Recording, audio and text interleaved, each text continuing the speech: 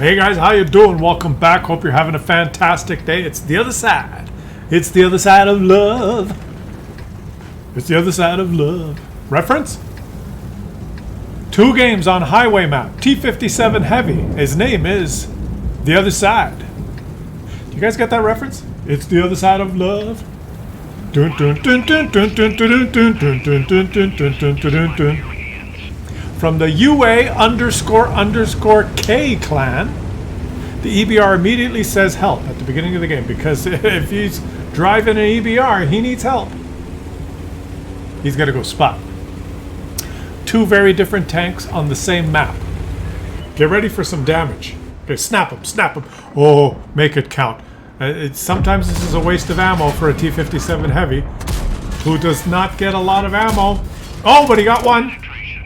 And he didn't lead the last shot. 1 out of 4.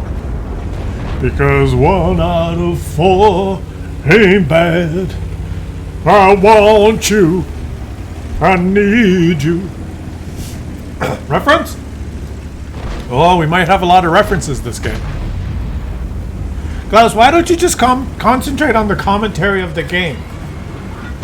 And now he's moving forward to get into a position in the city where he can provide himself with some cover while he's reloading his auto loader. He will now fire his shots when he approaches the enemy and arrives at an appropriate target that he deems worthy of damaging. Come on. Oh, look, a BZ. Don't knock this down. Sometimes it provides... Okay, he wants to knock it down. Sometimes that provides cover, you know? If you're going to be defensive here, if you have to retreat, you can go around behind that thing while you're retreating. Well, now he's going to clip someone. Oh, this guy made a mistake. Oh, one more. Oh! That made up for the 1 out of 4 ain't bad. His balance is 400 alpha per shot. He took 8 shots, 3,200. It's balanced. Everything works perfect. At that house, he knocked it down, which is fine. But sometimes if you're in this position and you get overwhelmed, like sometimes the enemies move. Look at his team. His team has moved aggressively into, well, not aggressively. They're kind of hanging around the outskirts, but a lot of the heavies have moved to the city, and there's a lot of heavy tanks in this game. Like there's 1, 2, 3, 4, 5, 6, 7. He destroyed 1. 6 or 7? Yeah, 7 I think per side. That's a lot of heavies. So in a case sometimes where you don't know, like you might be you get there first and maybe 6 enemies show up and you go, holy shit, I gotta get out of here. If you leave this building undamaged, you can drive around behind it, and then the enemy, if they're shooting at you, they have to knock the building down first, right? So you can like scoot around behind it and keep going, and they might have to waste a shot or 2 to knock, because it's destructible, but they can't damage you through it. So I don't know, just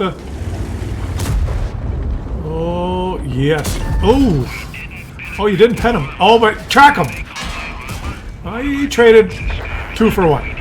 It's 2 for 1 at T57 Heavies. Like an American fast convenience store. 2 for 1 at T57 Heavies this weekend only. Only on Claus Kellerman's channel.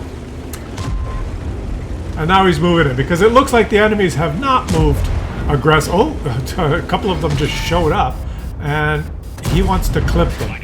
He wants to clip them. He's got time because, no, he's going to get hit again. No, but they bounced. His tracks absorbed and smacking through the Tumario. Wow, this guy's making it work. And no, don't watch your derriere there. You don't stick. Oh, his own teammate shot him. Why is his own teammate shooting? Oh, can he get across? Can he get across? He got across. This E75 is asleep, but he took. Oh no, he did. He got damaged. I thought it got absorbed. He took another hit. You're not really protecting yourself. Whew.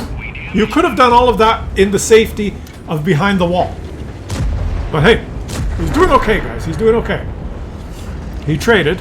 Did that E75 damage him? Yeah, heat. Heat right through the tracks. He got hit twice by... no, he got hit by the E75, 589, and the Emil, 434. But if he would have pulled back behind the house while he clipped him there, he wouldn't have got shot by the Emil. It doesn't matter. It's all happening so fast. Sometimes these games are so fast that, you know, you just got to pump out the damage quickly, because if you try and finesse it, the game's over. And this is one of those games, you know? Like, how much time has gone by? 5 minutes? Now look at you now, you stupid players on the enemy team. A Rinoceronte at the base. A BZ-68 at the base. This is his team, his heavies pushed the city, which is where you'd expect them to go. And some of the enemy heavies held back. So it was unbalanced. They had the advantage, and they pushed their advantage at the track. That was... Oh, not tracked, eh? Oh, why did you waste a shot on his turret? He just... That shot... Oh, they're just... Wargaming's handing him damage now. It's blowout time. Make shots deviate into weak spots. No time to waste. There ain't a moment to waste.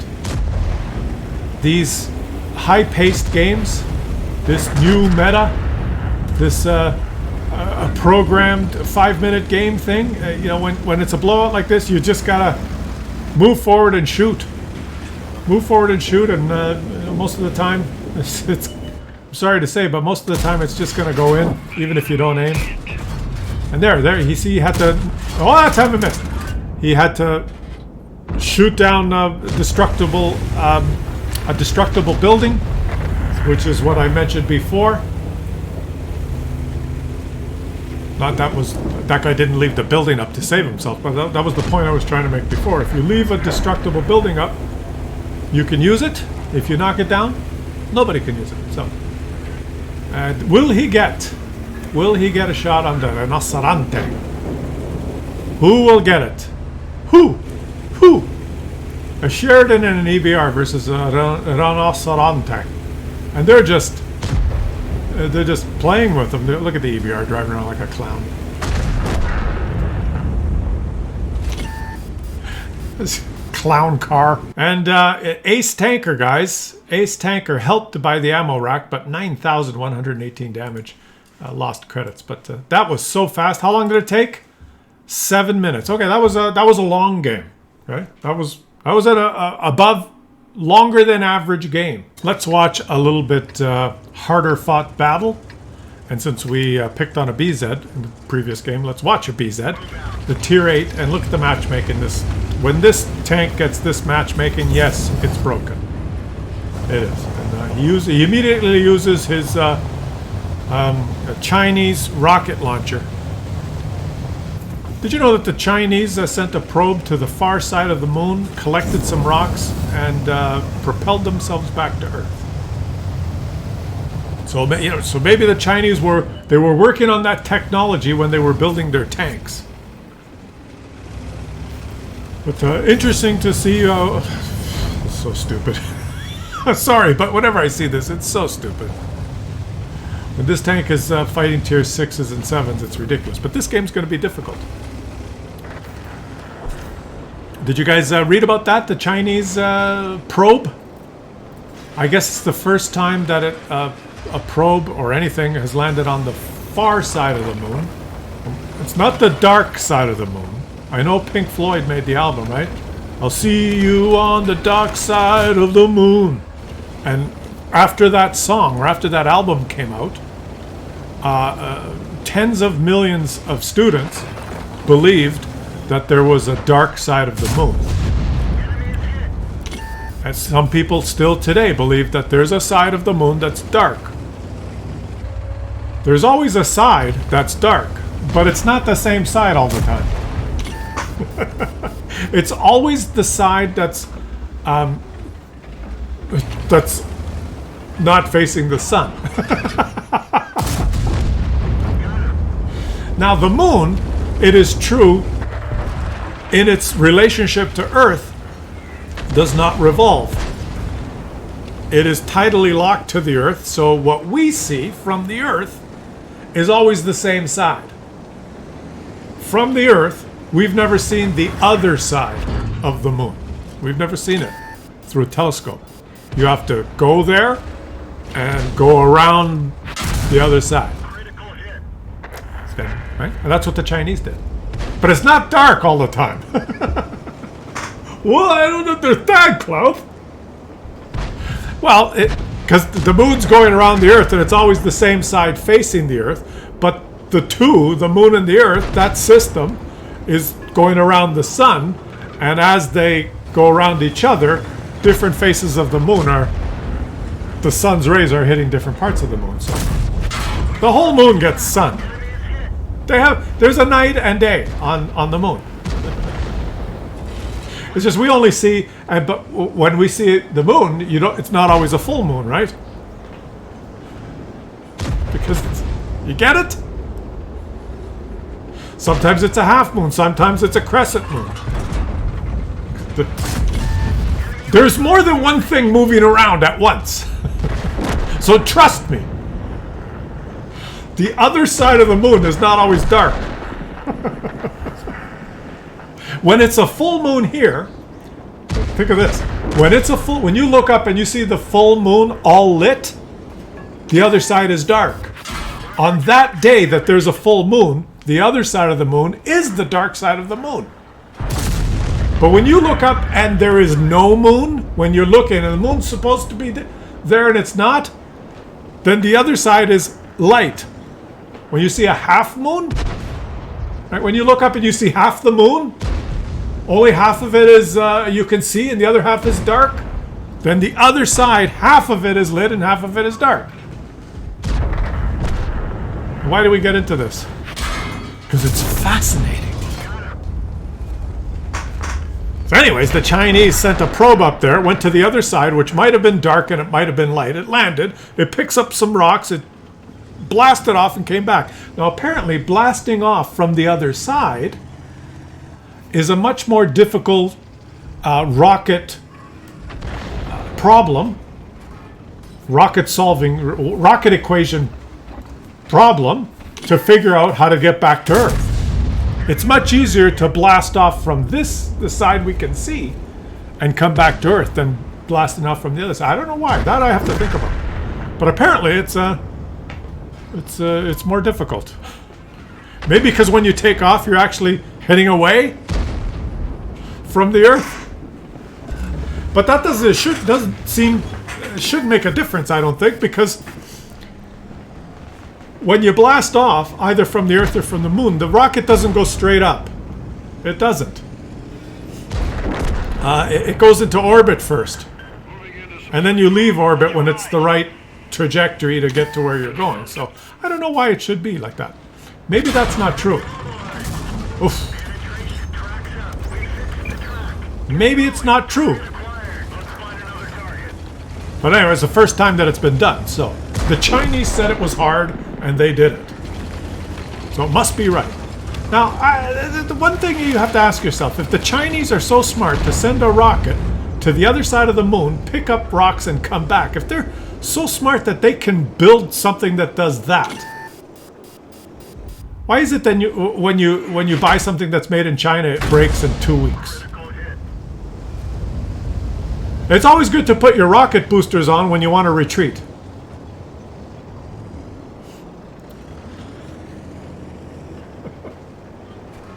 I see. The things that they just, the little trinkets that they build to export to us are garbage.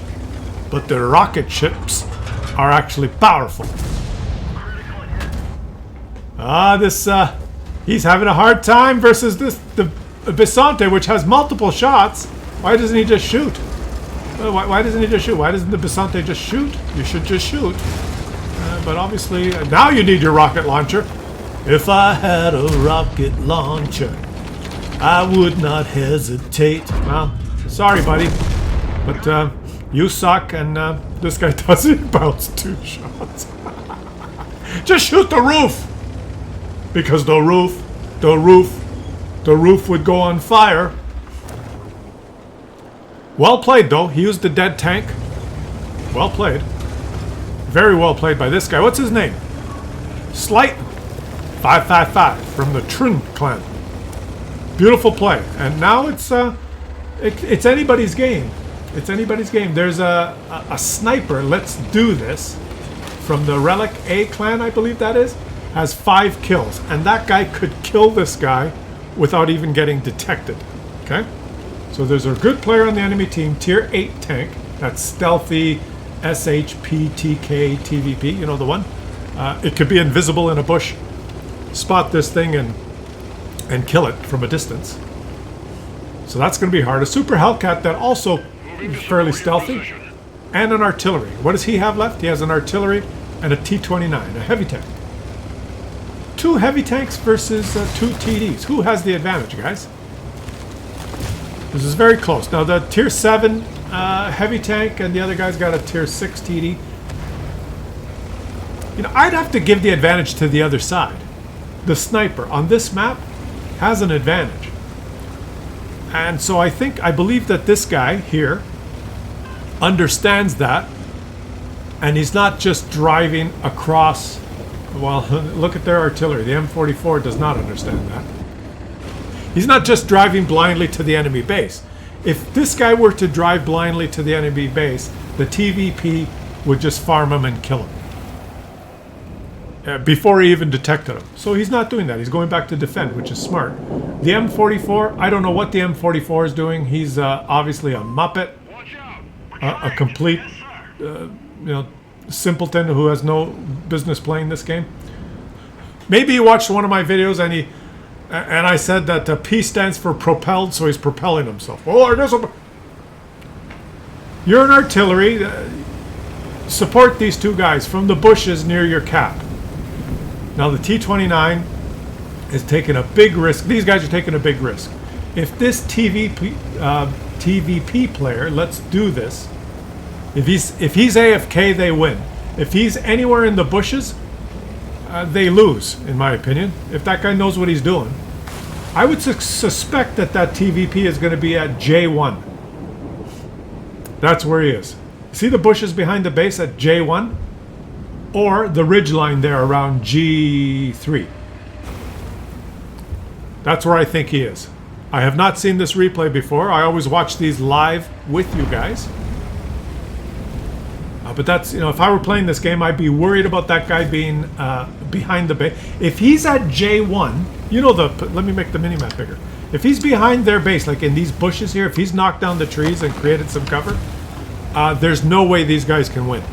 No way. He can just spot them, back up with that DPM that he has and the gun that he has. He would kill both these guys before they even get close enough to do anything about it, before they even detect them. So let's just see. Let's do this. If he's AFK, well, then they win. These guys have not been detected yet, the T-29 or this guy. So he's not anywhere near. Let's see when he comes around this ridgeline whether he gets detected. Actually, I believe before his 6th sense goes off, he'll take a hit. That's how they'll know if they've been detected. It's tense. See, this is a much longer game. And let me know in the comment section whether you... Okay, he's detected. Let's pause it right there. We got to go 3 seconds behind. So he was detected when he was here. So where is he? He is not in those bushes. See, this is how you can start trying to figure things out, guys. I said he was at J1. He's not at J1. Why? Because this guy was detected 3 seconds ago, almost 4 seconds ago before I hit pause. So he was detected right there. Look at the circles on the map. That TVP or the Super Hellcat have to be inside that white circle. They have to be. Or this guy's outside of maximum detection range. So someone has to be either, look at the bushes here at H12, these bushes, or maybe these bushes. That's where he has to be. Or maybe this bush. I would say what is that? H2 is probably worse. Someone is at H2. No, they got detected way back there.